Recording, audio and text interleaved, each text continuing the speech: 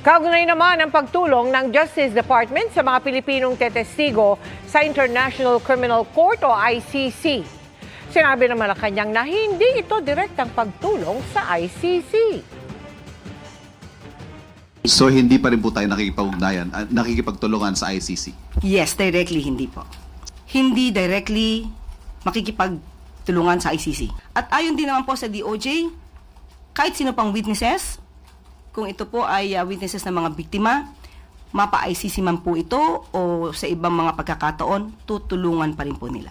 Yun din naman po ang gusto ng Pangulo, mabigyan ng hustisya ang dapat mabigyan ng hustisya. Bago nito ay sinabi ni Justice Secretary Jesus Crispin Remulla na ang ICC ang humingi ng tulong para protektahan ang mga testigo.